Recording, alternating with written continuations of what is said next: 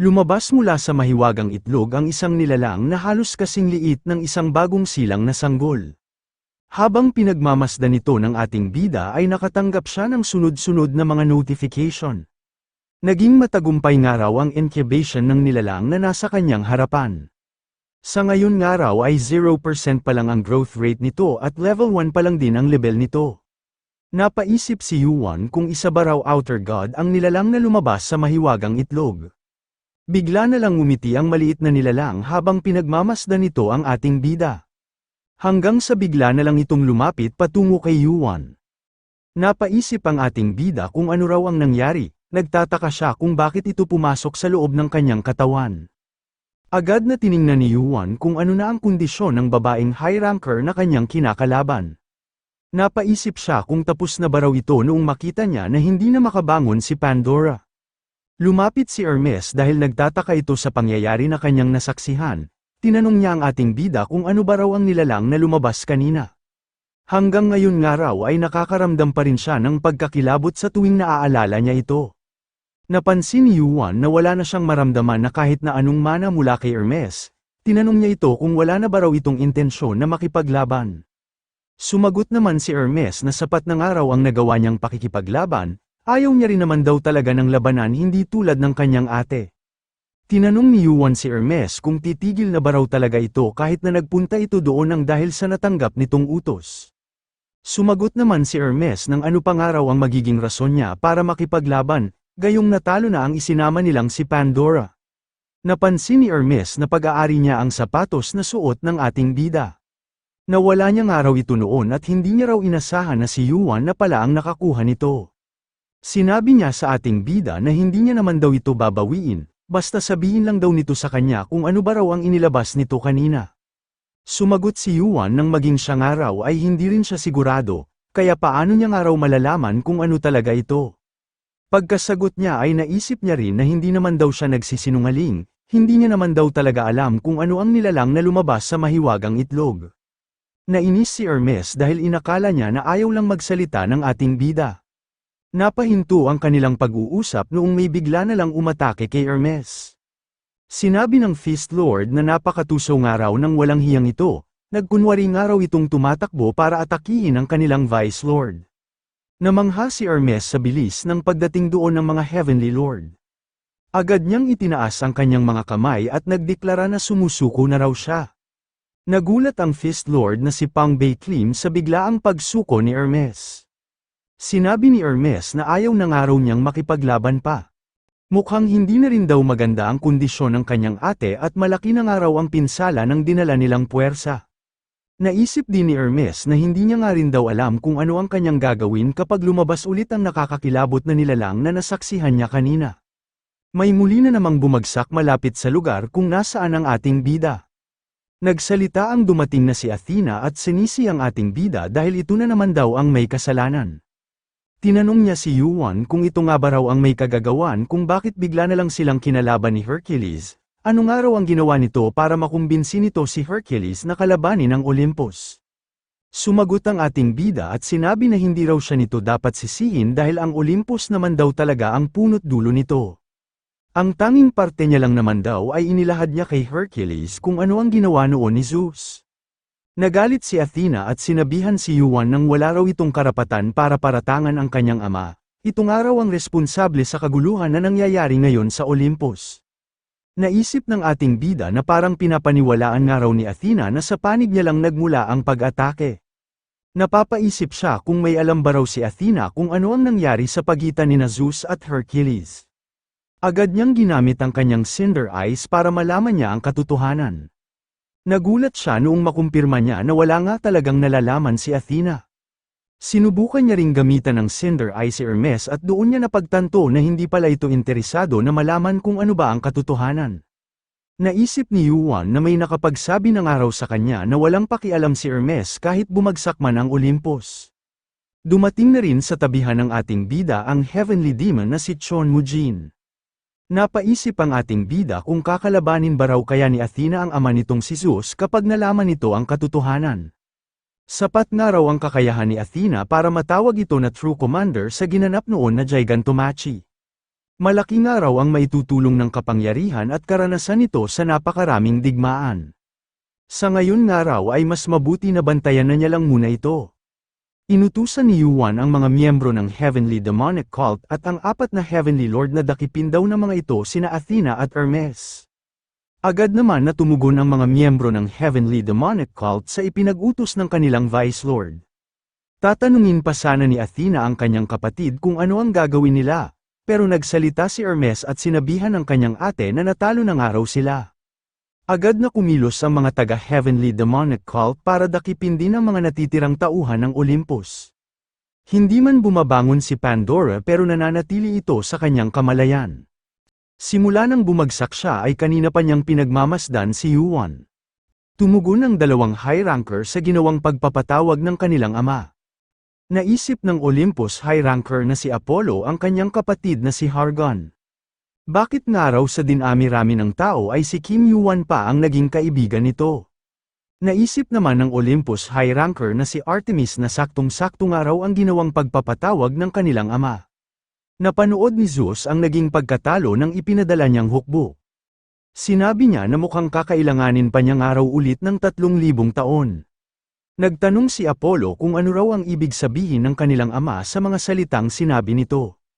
Sumagot si Zeus na kakailanganin niya nga raw ng 3,000 taon para gumawa ng maraming anak at para palakihin ang mga ito hanggang sa maging isa na silang ranker. Ganoon nga raw katagal ang aabutin para maibalik niya sa dati ang lakas ng Olympus. Naisip ni Artemis na tama nga raw ang kanyang hinala, ipinatawag nga raw sila ng kanilang ama para mapatahimik sila nito. Kailangan nga raw nilang makahanap ng pagkakataon para makatakas. Madali nga lang daw nila itong magagawa kung makakasakay sila sa loob ng Sun Chariot. Kahit nga raw ang kanilang ama ay mahihirapan na silang sundan kapag nasa loob na sila nito. Nagsenyasan ang magkapatid para isagawa na ang kanilang plano. Agad nilang tinawag ang Sun Chariot na gagamitin nila para sa kanilang pagtakas. Pero hindi nangyari ang pinaplano nila noong mawasak agad ni Zeus ang inihanda nilang Sun Chariot bago pa man sila makasakay. Nagsalita si Zeus at sinabi na nakakapanghinayang naman daw, aalis nga raw agad sina Apollo at Artemis kahit na napakatagal ng panahon noong huli silang nagkita. Sinabi rin ni Zeus na tumanggi nga raw ang magkapatid na ito para sumali sa Gigantomachy, at nakipagkita nga rin daw ang mga ito sa iba nang hindi niya nalalaman. Sinabi ni Zeus na tatanungin pa niya nga raw sina Apollo at Artemis ng isa pang beses. Tinanong niya ang magkapatid kung saan ba raw talaga ang mga ito papanig. Pansamantalang nagkampo ang mga taga-Heavenly Demonic Cult sa gitna ng kagubatan. Nagulat ang isang lalaki noong pumasok ito sa loob ng isang barracks. Tinanong ni Hargon ang ating bida kung bakit daw naroon si Pandora. Sumagot naman si Yuan nang ayaw nga raw nitong lumabas kahit na nasabihan na niya ito.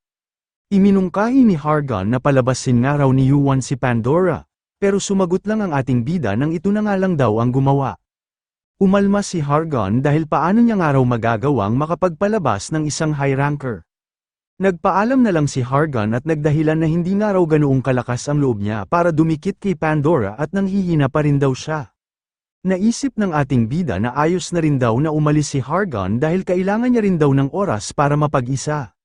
Walang tigil sa pangungulit ang nilalang na lumabas sa mahiwagang itlog. Inutusan ni Yuan si Arthur na bantayan daw nito ang labas ng kanyang barracks, siguraduhin nga raw nito na walang ibang makakapasok. Agad na sinunod ni Arthur ang ipinag-utos ng kanyang kamahalan. Sinabihan ni Yuan ang tumayong si Pandora nang hindi raw ito ang kanyang inuutusan. Pero sumagot lang si Pandora nang narinig niya nga rin daw ang mga sinabi ng ating bida. Naisip ni Yuan na hindi na niya nga raw alam kung paano siya nalagay sa ganoong sitwasyon. Nag-focus na lang siya sa notification na kanina pa niyang natanggap. Nag-isip ang ating bida kung ano raw kaya ang pangalan na maaari niyang ibigay. Habang pinagmamasdan niya ito ay naalala niya ang karakter ng istorya na lagi niya noong nilalaro. Danpang na lang ang ibinigay niyang pangalan sa nilalang na inilabas ng mahiwagang itlog, idinugtong niya na rin sa pangalan nito ang kanyang apelyido. Matapos noon ay nakatanggap siya ng mga notification na nabigyan na raw ng pangalan ang nilalang na nagmula sa mahiwagang itlog. Nakumpleto na nga raw ang kontrata at nagustuhan nga raw nito ang natanggap nitong pangalan. Bahagyang magagamit rin daw ng ating bida ang mga kakayahan ni Kim Danpang. Invalid nga raw ang stats nito kaya masasali na lang sa mana ang ilan sa bahagi ng stats nito. Dahil doon ay nadagdagan ng 3 ang mana stats ng ating bida. Napansin ni Yuan ang naging pagbabago sa ekspresyon ng mukha ni Pandora kaya tinanong niya ito kung ano raw ang problema. Sumagot lang si Pandora ng kakaibang araw kung magpangalan ng ating bida. Idinugtong niya rin na nakakatakot nga raw si Dan Pang. Nagtaka ang ating bida kung ano raw ang nakakatakot sa maliit na ito. Mukhang gumagana nga raw ang instinct ni Pandora nang dahil sa matagal itong naimpluwensyahan ng kapangyarihan na nagmula sa mga outer gods. Nagtaka ang ating bida noong bigla na lang siyang nawala sa loob ng kanyang barracks at nagbago ang kanyang kapaligiran. Tinanong niya si Dan Pang kung kagagawan ba raw nito ang nangyayari. Napansin ni Yuan na puro bababa lang ang isinasagot sa kanya ni Dan Pang. Mukhang tinatawag nga raw siya nito ng papa. Nagulat ang ating bida noong muli na naman niyang nakita ang mga pamilyar na pangil. Sinabi ni Yuan na mukhang nagpapasikat na nga raw agad sa kanya si Dan Pang at ipinapakita ang mga ngipin nito. Naisip ni Yuan na mukhang napakabait nga raw ng anak niyang ito. Napagtanto ng ating bida na hindi siya balak kainin ng mga pangil na lumapit sa kanya. Imbis na saktan siya ay pumasok lang sa katawan niya ang mga pangil na ito. May dumating na notification na nakuha raw ng ating bida ang skill na tinatawag na Predator. Hindi pa malaman kung ano ang rank ng Predator skill pero kasalukuyan na ito ngayon na nasa 0.98%. Ang kapangyarihan nga raw ng isang higante ay nakapaloob dito. Makakapag-summon nga raw si Yuan ng isang halimaw na kakain sa mga walang pangalan o mga hindi kilalang nilalang. Nakadepende sa laki ng target ang laki ng madadagdag na stat sa ating bida. Naisip ng ating bida na ito raw pala ang kahulugan ng notification na natanggap niya na maaaring niyang magamit ang parte ng kakayahan ni Dan Pang. Ang mga pangil nga raw pala na ilang beses na niyang nakita ay tinatawag na Predator. Mukhang ang tinutukoy nga raw na mga hindi kilalang nilalang ay ang mga outer gods. Ang mga nilalang nga raw na ito ay maihahalin tulad na sa mga kalamidad na magdudulot ng matinding pagkawasak. Natuwa ang ating bida habang iniisip na may kakayahan na nga raw siya ngayon na makapagpalakas sa pamamagitan ng pagkain sa mga outer gods. Naisip ni Yuan na may mga level at stats nga rin daw si Dan Pang, kumbaga isang araw itong player at hindi isang mythical beast. Ang abilidad nga raw na nakuha niya ngayon ay may potensyal na makaapekto sa kanyang mga pinaplano. Naalala ng ating bida ang isinagot niya noon kay Son Ogong na mayroon lang silang 1% para manalo sa kakaharapin nilang laban. Pinagpatuloy pa rin daw niya ang kanyang mga plano nang dahil sa may maliit na sila ngayong tsansa kumpara sa pinanggalingan niyang panahon. Pero gamit nga raw ang mga nalalaman niyang impormasyon at ang bago niyang nakuhang kapangyarihan ay lumaki na ang tsansa nilang manalo. Hindi na nga lang daw ito 1% dahil maaaring nasa 10% na ito ngayon. Pinuri ni Yuan si Dan Pang at sinabi na napakaganda nga raw ng pagdating nito, malaki nga raw ang tulong na maibibigay nito sa kanya. Natuwa si Hargan noong makita na nito si Dan Pang, napaka-cute nga raw ng batang ito. Naisip ng ating bida na mukhang tatanggapin nga raw ni Hargan kahit na ano pa mang rason ang ibigay niya dito.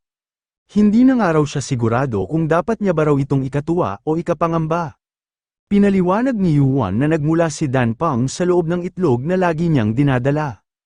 Inisip naman agad ni Hargan na isa itong uri ng mythical beast. Sinabihan ng ating bida si Hargan nang huwag daw itong masyadong lumapit kay Dan Pang dahil baka makain siya nito ng buhay. Nagtaka naman si Hargan sa mga sinabi ni Yuan, mukhang pinapalayo nga lang daw siya nito dahil nag-aalala ito kay Dan Pang. Sumagot naman ang ating bida nang natural lang daw ito dahil ganoon naman daw talaga ang lahat ng mga magulang. Naisip ni Yuan na sigurado nga raw siya na si Hargan ang unang tatakbo kapag nalaman nito kung ano talaga si Dan Pang. Nagtaka si Hargan noong ayain siya ng ating bida na umupo sa isang tabi. Nagulat si Hargan noong sabihan siya ni Yuan na magkwento nga raw siya tungkol sa kanyang ina. Sinabi ng ating bida na gagalaw na nga raw mismo ngayon si Zeus. Kailangan nga raw niyang malaman ang nakatago nilang baraha para sa kanilang magiging laban. Nagtanong si Hargan kung ano nga raw ang kaugnayan nito sa kanyang ina. Hanggang sa napagtanto na niya ang ibig ipahiwatig ni Yuan, siya nga raw pala ang tinutukoy nito na nakatagong baraha. Sinabi ng ating bida na ang kalahati nga raw ni Zeus ay na kay Hargan. Hindi pa nga raw masyadong nagpapakita ang kapangyarihang ito pero nakakasigurado nga raw siya na kay Hargan ito. Dinagdag pa ni Yuan na ang paraan nga raw kung paano nila gagamitin ang kapangyarihang ito ay ang susi para sa kanilang pagkapanalo. Kaya nga raw sabihin na sa kanya ni Hargan kung anong klase ng tao ang ina nito. Sumagot si Hargan na hindi niya nga raw maintindihan kung paano ito magiging susi, pero lagi nga raw may plano ang ating bida at naniniwala siya na may maitutulong ito. Inumpisahan ni Hargan ang pagkukwento habang inilalarawan niya ang kanyang ina na isang maganda at mabait na babae. Isang araw itong mapagmahal na tao na tanging isang lalaki lang ang minahal sa buong buhay niya. Hinawi ni Zeus ang tubig na nasa loob ng fountain para alisin ang imahe na kanyang nakita. Hindi niya nga raw nagustuhan ang mukha na nakita niya sa tubig na ito. Dito nga raw sa Fountain of Truth niya nalaman kung ano ba talaga ang katotohanan. Halos lahat nga raw ng mukha na ipinakita sa loob ng Fountain of Truth ay iba sa mga ipinapakita ng mga taong humarap dito. Pero natural lang daw ito dahil maraming tao na may kaugnayan sa kanya ang hindi nagnanais ng pagmamahal. Dalawang tao nga lang daw ang parehas pa rin ang ipinapakitang mukha matapos ng mga itong sumilip sa tubig ng fountain. Ang isa nga raw dito ay si Hera na laging nasusuklam sa kanya, at ang isa raw dito ay ang babae na tanging ngumiti sa kanya. Hindi niya nga raw inasahan na ang tao na gaya niya ay muli pang magmamahal. Ang pagmamahal niya nga raw na yun ang naging dahilan kung bakit ibinigay niya sa iba ang kanyang kalahati. Ibinuod ni Yuan ang mga ikinwento sa kanya ni Hargan, sa pagkakaintindi niya nga raw ay ang ina lang pala ni Hargan ang tanging nagmahal kay Zeus. Sinabi ni Hargan na hindi niya raw sigurado kung ang ina niya lang talaga ang nagmahal sa kanyang ama, naroon pa nga raw ang mga asawa nitong sina Nemesis at Themis. Binanggit ni Yuan na pumanig na nga rin daw ang mga ito kay Hades. Nagulat si Hargan sa impormasyon na sinabi ng ating bida. Sa pagkakakilala niya nga raw sa kanyang ina ay hindi nito iiwanan o kakalabanin ng kanyang ama kahit na mahati man sa dalawa ang kalangitan. Sinabi ni Yuan na iba nga raw pala si Hargan kumpara sa ina nito. Sinabi naman ni Hargan na alam naman daw ng kanyang ina kung ano ang tama at mali, pero nagpakatanga pa rin daw ito at nagpakabulag ng dahil sa pagmamahal. Tinanong ng ating bida si Hargan kung ayos lang ba raw na pagsalitaan nito ng ganoon ang kanyang ina. Sumagot si Hargan na aminado naman daw ang kanyang ina sa naging pagpapakatanga nito. Ang ina niya nga rin daw mismo ang nagsabi na huwag siyang tutulad sa kanya. Binanggit ni Hargan na ginawa nga raw ang Olympus para mapanatili ang kaayusan sa loob ng tore na puno ng kaguluhan. Sinusubukan niya lang daw buhayin muli ang dati nitong ugat at ibalik ang totoong Olympus. Nagulat si Hargan noong bigla na lang lumapit si Danpang sa kanyang buhok. Nagyakag na ang ating bida noong makatanggap siya ng mensahe sa kanyang player kit. Ipinaalam niya kay Hargan na magsisimula ng araw gumalaw ngayon ang uncle nito na si Hades. Oras ng araw para sila naman ang umatake sa Olympus. Malamang nga raw ay gagalaw na rin si Zeus lalo na't nalalagay na ngayon ang Olympus sa alanganin. Tinanong ni Hargan si Yuan kung sa palagay ba raw nito ay ito na ang magiging huling laban. Sumagot ang ating bida na malamang nga raw ay ito na ang magiging huli niyang laban sa Olympus. Nagtaka si Hargan sa natanggap niyang sagot, tinanong niya si Yuan kung may iba pa ba raw itong plano pagkatapos nilang makipaglaban. Tinanong ng ating bida si Hargan kung naaalala pa ba raw nito ang mga sinabi niya dito noong una silang nagkakilala. Naalala ni Hargan na sinabi nga raw noon ni Yuan na wawasakin nito ang tuktok ng tore. Hindi nga raw siya makapaniwala noon na makakatagpo siya sa loob ng tutorial ng isang tao na may kaparehas na layunin na gaya ng sa kanyang ama. Tinanong ni Hargan ang ating bida kung ano ba raw talaga ang nasa tuktok ng tore. Ano nga ba raw talaga ang naroon at bakit layunin ito ni Yuan at ng kanyang ama? Sumagot si Yuan nang sa ngayon nga raw ay hindi pa ito kailangang malaman ni Hargan. Mabilis na bumagsak ang isang templo kahit na hindi pa natatapos ang isang minuto. Nangyari ito nang dahil sa pag-atake na ginagawa ng isang lalaki. Agad na inatake ni Hercules ang mga Sun Chariot kung saan lulan ang mga ibang mga tauhan ng Olympus. Kasalukuyan nito ngayong inaatake ang isa sa mga kampo ng Olympus na matatagpuan sa World of Peace na nasa ika-32 palapag. Sinabi ni Hercules na maging ang anak nga raw ng kapatid ni Zeus ay ginamit na rin ito ngayon bilang sandata. Ang lalaki na tinalo ngayon ni Hercules ay ang pangatlong anak ni Poseidon na si Orion. Naalala ni Hercules ang mga sinabi ni Yuan na hindi pa nga raw siya iintindihin ni Zeus kapag winasak niya ang pangalawa, pangatlo at pang-apat na templo ng Olympus. Alam nga raw nito na hindi magandang ideya na umakto agad ito ng maaga. Pero pagdating nga raw sa ikalimang palapag ay magpapadala na ito ng mga hukbo at ng mga rankers ng Olympus para magawa nitong mabawasan ang lakas ni Hercules. Pipilitin nga raw ni Zeus na manghina o bumagsak agad si Hercules bago pa man sila magkita. Ipinaalala rin ni Yuan na marahil ay alam na naman daw ni Hercules kung gaano katalino at kaingat si Zeus. Kaya wag nga raw itong magpapabulag sa paghihiganti at sundin lang nito kung ano ang nakaplano. Bigyan nga lang daw sila nito ng sapat na oras bago matapos ang kanilang paghahanda. Naisip ni Hercules na nangyayari nga raw ang lahat ng mga sinabi sa kanya ni Yuan. Parang alam na alam nga raw ng ating bida kung paano tumakbo ang utak ng kanyang ama. May biglang napansin si Hercules habang nakikipaglaban nito sa mga kawal ng Olympus. Agad siyang dumipensa para sanggahin ang pag-atake na ibinato patungo sa kanya. Nagsalita ang isang lalaki at sinabi kay Hercules na matagal-tagal na nga rin daw silang hindi nagkikita. Nakilala ni Hercules na si Dionysus ang lalaki na bumanggit sa kanyang pangalan. Nagtanong si Dionysus kung nakahanda na ba raw si Hercules para tanggapin ang leksyon ng kanilang ama. Hanggang sa bigla na lang pumatak sa direksyon ni Hercules ang isang napakalakas na kidlat. Sinabi ni Hercules na bukod nga raw sa nagpadala na doon si Zeus ng isang high ranker ay ginamit na rin ito ang sarili nitong kapangyarihan. Mukhang halos tapos na nga raw ito sa pag-aaksaya ng mga puwersa nito. Ngumiti si Hercules dahil sa wakas nga raw ay magsisimula na ang labanan kung saan nakasalalay ang kapalaran ng Olympus.